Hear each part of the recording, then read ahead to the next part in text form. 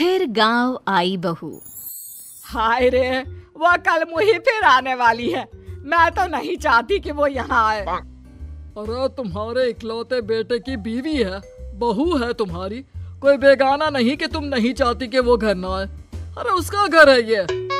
हाँ है तो, लेकिन याद है ना पिछली बार एक ही दिन के लिए आई थी, गांव की शक्ल ही बदल कर चली गई। इस बार न जाने क्या क्या करेगी। कलावती अपनी बहू रमा के गांव आने से परेशान थी।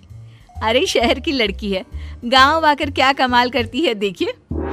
रमा रेलवे स्टेशन पर। हाय रे, गांव की जमीन पर पैर रखते ही गोबर की बदबू आने लगी है। कैसी बात कर रही हो? इसी महक को सूंघ सूंघ कर तो मैं बड़ा हुआ हूँ। हाँ, तभी तुम्हारे परफ्यूम का खर्चा इतना ज्यादा है। पति को रमा की बात बिल्कुल अच्छी नहीं लगती। अब कोई आया है क्या रिसीव करने? कोई क्यों आएगा, मेरा गांव है, गली गली की पहचान है मुझे।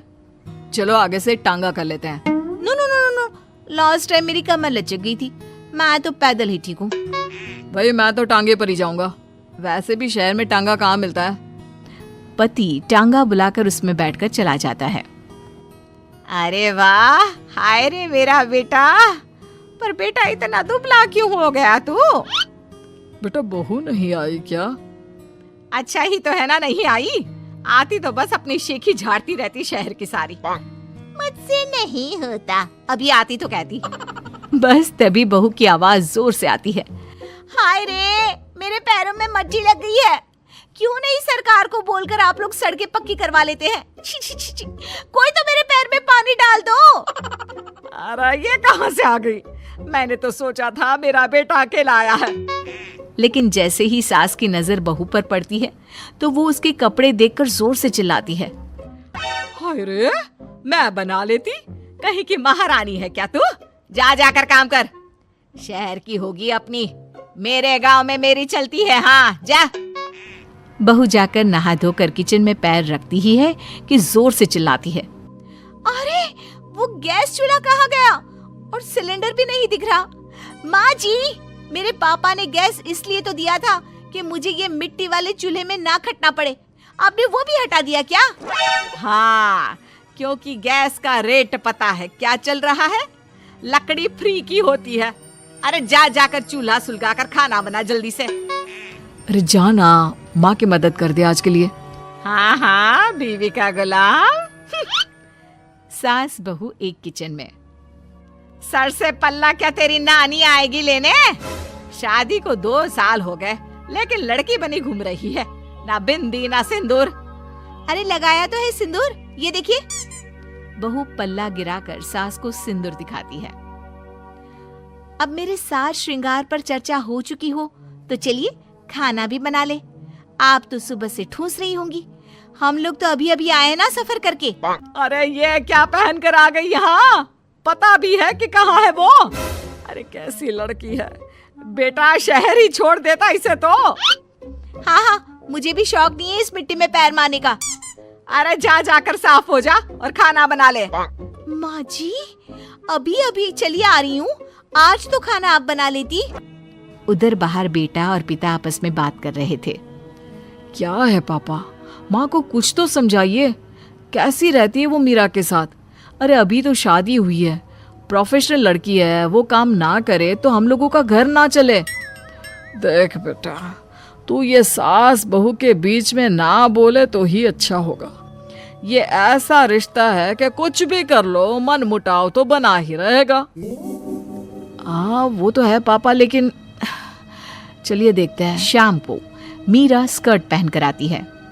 हे सासू माँ, मैं जरा बाहर जा रही हूँ। पास में वो जो मौसी रहती है ना, जो शहर से आई थी अपने पति के इलाज के लिए, उन्होंने घर बुलाया है। कौन, वो विमला मौसी? अरे ना ना, उनके घर ना जाना, उनके घर मौसाजी नहीं रहे हैं, 2 हफ्ते पहले ही देहांत हो गया उनका। ऊपर से तू ये फराक पहन कर चली जाएगी। अरे ना बाबा ना। ओहो, फिर तो जाना ही चाहिए, आप भी चलिए ना। ना ना, तेरे जैसे कार्टून के साथ तो मैं कहीं ना जाऊं। बहू मॉडर्न कपड़ों में गांव की मौसी के घर जाती है, जहां सभी घर वाले उसे देखने लगते हैं। अरे ये क्या हो गया, कौन आया है जो सारे ऐसे देख रहा है? माँ, कोई कबूतरी सी लग रही है, देख तो। मौसी के सामने बहू को देखकर वो उसे पकड़कर रोने लगती है। हाय रे बहू, क्या बताए, तेरे मौसा जी नहीं रहे। शहर में तेरे घर पर रहकर मैंने उनका इलाज करवाया, लेकिन मैं बचा नहीं पाई उनको। देखिए मौसी, जो होना था वो तो हो गया, लेकिन अब कैसे चलेगा घर? तभी एक सरकारी आदमी उनके घर आता है। ये विमला देवी कौन है? मैं ही हूँ। कौन है, कहाँ से आए हैं आप? मैं आपके पति के दफ्तर से आया हूँ। ये कागज में आपके साइन लेने हैं, जरा जल्दी कर दीजिए।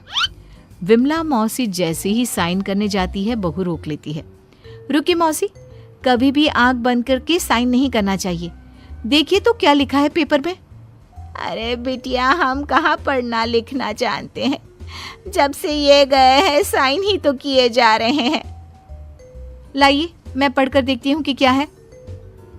देखिए मैडम, ये इन लोगों के घर का मामला है। आप ना ही बोले तो ठीक है, इसमें कोई गलत बात थोड़ी ना लिखी है। अरे हम चोर नहीं, सरकारी लोग हैं। जाने दे बहू, कुछ गलत नहीं होगा। अरे पर पेपर पढ़ने में कितना वक्त लगता है, और अगर कुछ गलत नहीं है तो आपको परेशानी क्या है? बहू पेपर छीन कर पढ़ लेती है और फिर, मौसी, इस पे साफ साफ लिखा है कि मौसा जी की जो नौकरी थी, जो आपके बड़े बेटे को मिलनी है, उसे आप अपनी खुशी से इस आदमी को देने को तैयार हैं। हाय रे, ये तो अनर्थ हो रहा था। अब ये जाएगा पुलिस के हवाले। पुलिस आदमी को ले जाती है। तब तक घर के बाहर भीड़ लग जाती है। सास, ससुर और पति भी वहां आ जाते हैं।